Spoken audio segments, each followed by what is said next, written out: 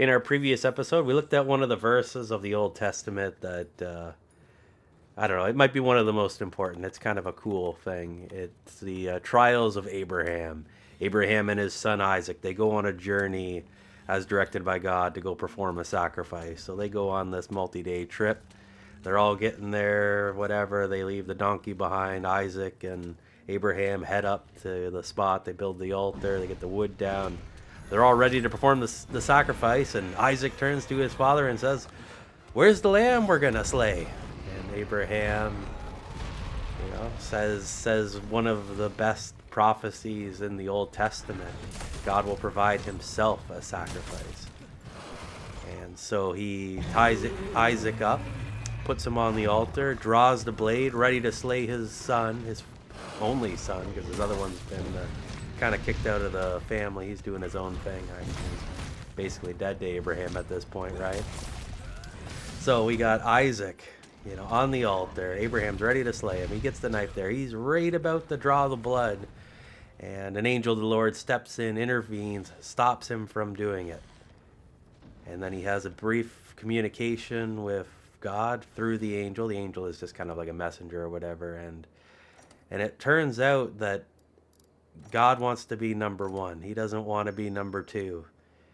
This was a test of Abraham to see if Abraham loved God above all else, that he loved him above his own son.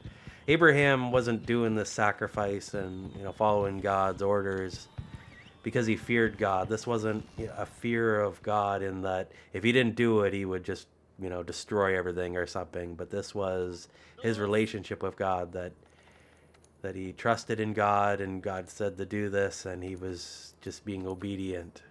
Not out of fear, but of love of the Lord. And so they look around, and there you go. There's a lamb there ready to be the sacrifice. So he lets Isaac out, and they sacrifice this lamb unto the Lord, and that's just kind of the end of the story in this particular section. But it's kind of a prophecy of what is to come, with the Lord God having to sacrifice his own son, Jesus.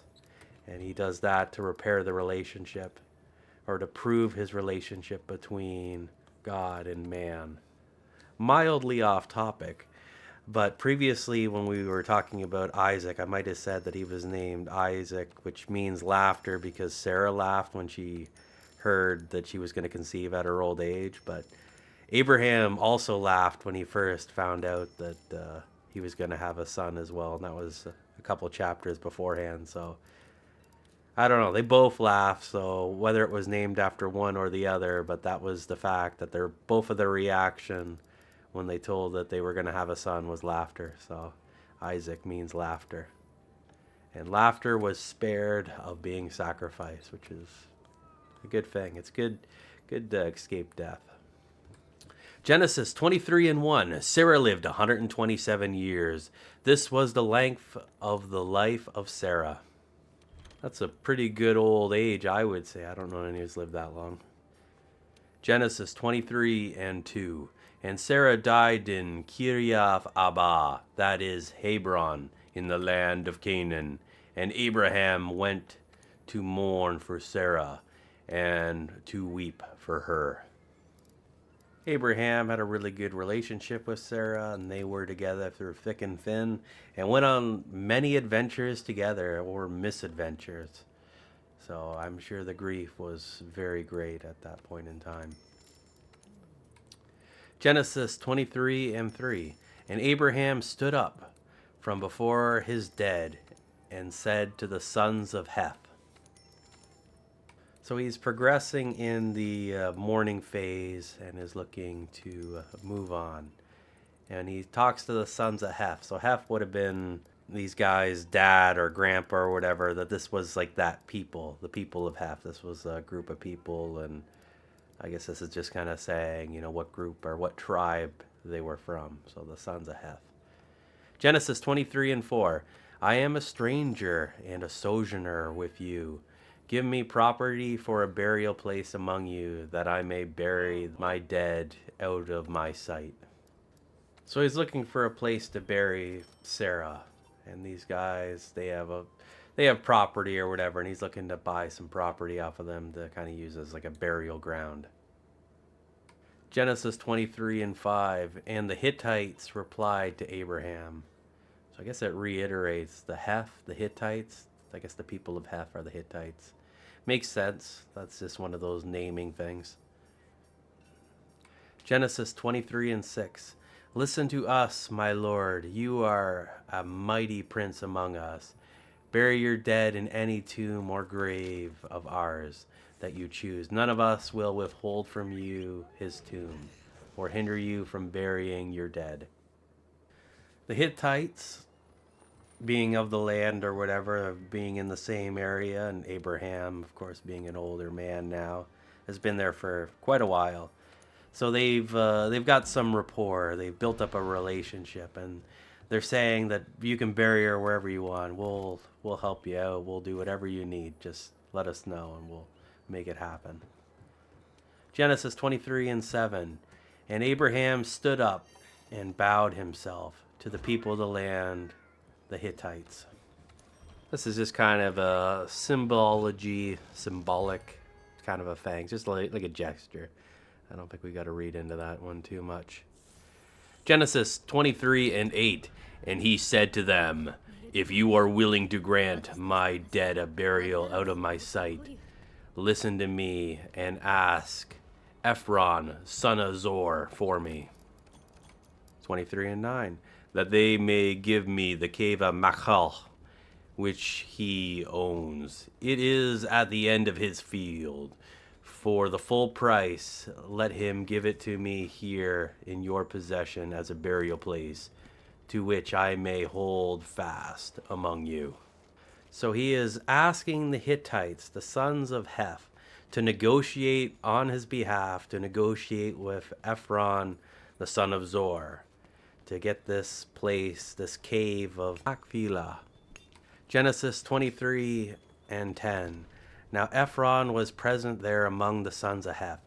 So in all hearing of all who went in at the gate of the city, Ephron the Hittite answered Abraham, saying, I'm trying to get my mind around what's going on here. So either this guy Ephron was there when Abraham was talking to these Hittites, and Abraham didn't know who he was or what he looked like or whatever, and coincidentally he was there. Abraham was in grief. He probably didn't know exactly what was going on around him. Or Ephron, as a Hittite, was, friends or family of these other Hittites that were there that Abraham was talking to, and they kind of relayed the message, and this kind of happened a little bit after. I don't really know exactly how this went down, but I do know in grief, when it comes to the burying process, especially looking back on it, the fine details of everything going on, they're just a blur and hard to perceive. So I'm not entirely sure how this went down, because I'm pretty sure Abraham is in some severe grief at this juncture. Genesis 23:11. No, my Lord, hear me. I give you the field and the cave that it is in. I give you. In the presence of the sons of my people, I give it to you. Bury your dead. Abraham has been in this area for a while now. After having all those misadventures with Sarah, journeying around and having her abducted into random dudes' harems, they finally settled down in this area, and they've been there a while. And they built up a relationship with the people around them, the Hittites. They probably had a good relationship, and because Abraham was so blessed by God, it was overflowing.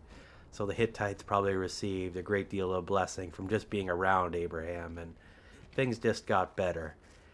And Abraham was probably a very good, godly man and would help the Hittites out when needed and assisted them with things that they had going on. Maybe providing insight or having some of his boys, some of the strong lads in his group, go and help them when times were tough. And so Ephron, seeing this and knowing who Abraham is and his relationship, maybe his personal relationship with Abraham, but also the relationship of the Hittites with Abraham, so his people and Abraham's people. So he wants to just give them the land. Genesis 23:12. Then Abraham bowed himself down before the people of the land.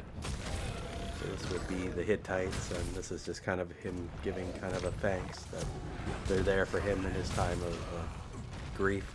Genesis 23:13, and he said to Ephron, in the presence of the people of the land, but if you will give it, I beg of you, hear me, I will give you the price of the field. Accept it from me, and I will bury my dead there. Abraham doesn't want to receive anything for free.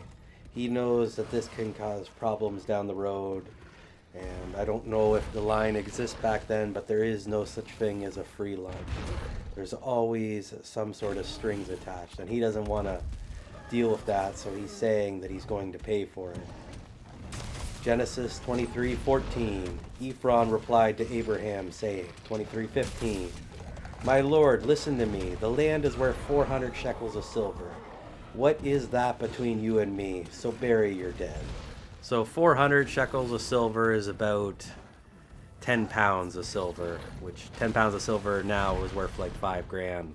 But that doesn't mean that it was worth the equivalent of 5 grand back then, because the value of materials changes over time, and can you buy with that amount of silver? I don't really know. I don't know what that would get you.